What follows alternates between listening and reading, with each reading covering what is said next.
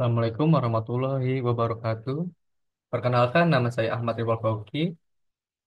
Di sini saya akan menjelaskan terkait materi manajemen dana perimbangan.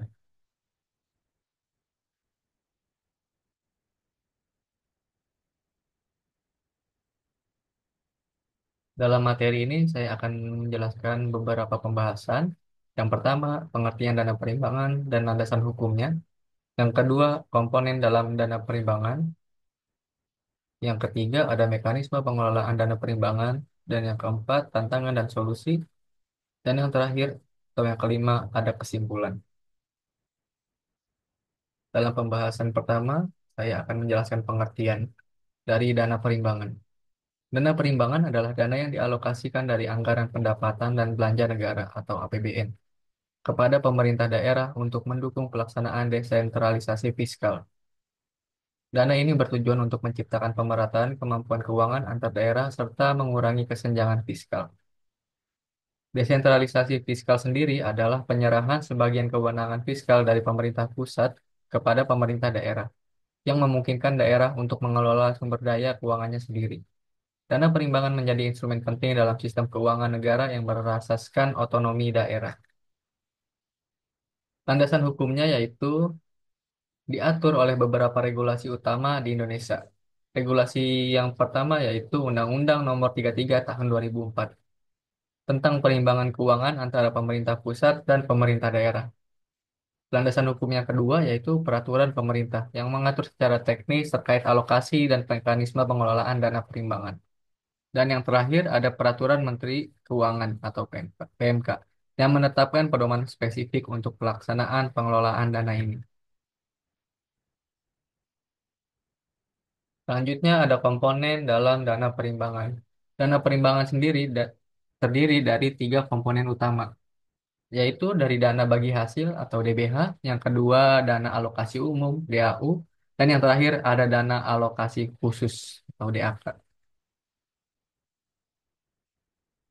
Dana bagi hasil sendiri sendiri adalah dana yang bersumber dari pendapatan APBN yang dialokasikan kepada daerah berdasarkan angka persentase tertentu untuk mendanai kebutuhan daerah. DBH terdiri dari DBH pajak dan DBH sumber daya alam. DBH pajak meliputi pajak bumi dan bangunan atau PBB, pajak penghasilan PPH, pasal 21 dan pasal 25 atau 29 wajib pajak orang pribadi dalam negeri, dan pajak kendaraan bermotor. DBH sumber daya alam atau SDA meliputi pajak kehutanan, pertambangan umum, perikanan, pertambangan minyak bumi, pertambangan gas bumi, dan pajak pertambangan panas bumi.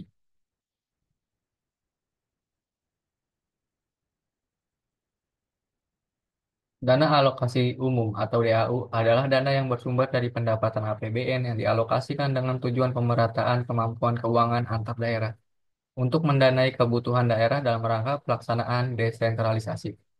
Karakteristik DAU yaitu bersifat blok grant. Besarannya ditetapkan sekurang-kurangnya 26% dari pendapatan dalam negeri neto. Dan yang terakhir, distribusi berdasarkan formula yang mempertimbangkan kebutuhan dan potensi daerah.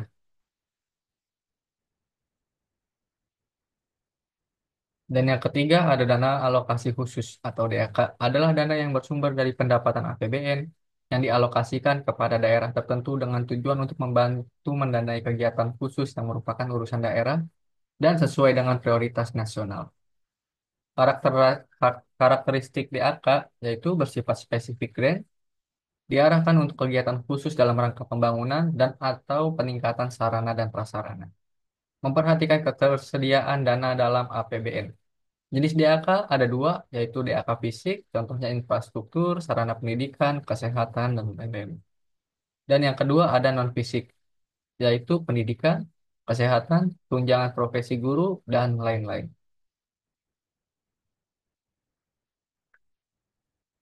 Mekanisme dalam pengelolaan. Manajemen dana perimbangan melibatkan beberapa tahapan penting. Tahapan yang pertama yaitu perencanaan. Pemerintah pusat menetapkan alokasi dana perimbangan dalam APBN berdasarkan kebutuhan dan kemampuan fiskal daerah. Daerah menyusun rencana kerja pemerintah daerah atau RKPD sebagai dasar usulan kebutuhan. Dan tahapan yang kedua ada penyaluran. Dana perimbangan disalurkan oleh Kementerian Keuangan ke kas daerah melalui transfer langsung. Dan penyaluran dilakukan secara bertahap sesuai dengan ketentuan regulasi.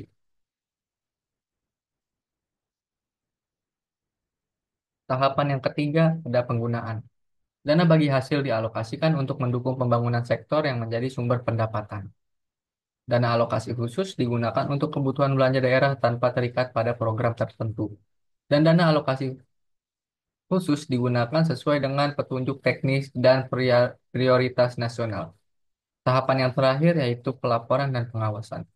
Pemerintah daerah wajib menyusun laporan penggunaan dana secara berkala. Dan pengawasan dilakukan oleh Badan Pemeriksa Keuangan atau BPK dan instansi terkait untuk memastikan akuntabilitas dan transparansi.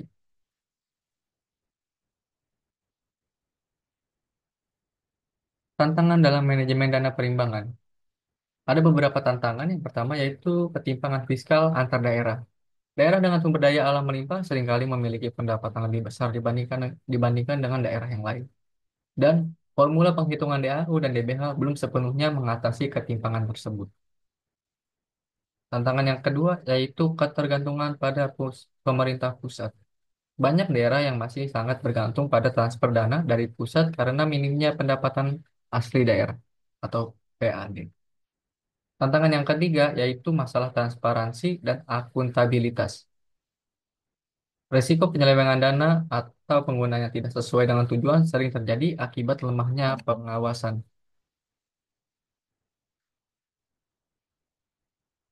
Solusi terkait manajemen dana perimbangan. Solusi untuk mengoptimalkan manajemen dana perimbangan yaitu yang pertama, reformasi sistem perhitungan.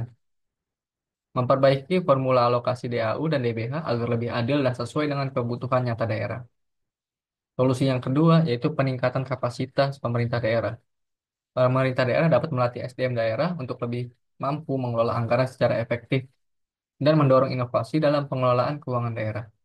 Solusi yang ketiga ada penguatan sistem pengawasan. Risiko akibat penyelewengan dana atau penggunaan yang tidak sesuai dengan tujuan sering terjadi akibat lemahnya pengawasan. Mungkin pemerintah daerah dapat membuat sistem yang lebih kuat lagi dalam pengawasannya.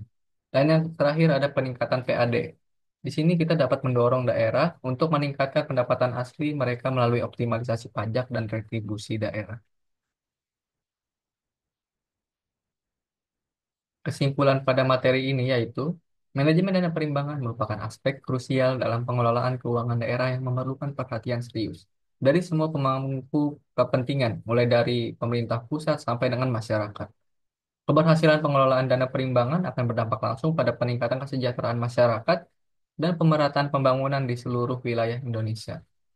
Untuk mencapai pengelolaan yang optimal, diperlukan komitmen kuat dari pemerintah pusat dan daerah, peningkatan kapasitas aparatur, penguatan sistem, dan regulasi, serta pengawasan yang efektif. Dengan manajemen yang baik, dana perimbangan dapat menjadi instrumen yang efektif dalam mewujudkan tujuan desentralisasi fiskal dan pembangunan daerah yang berkelanjutan.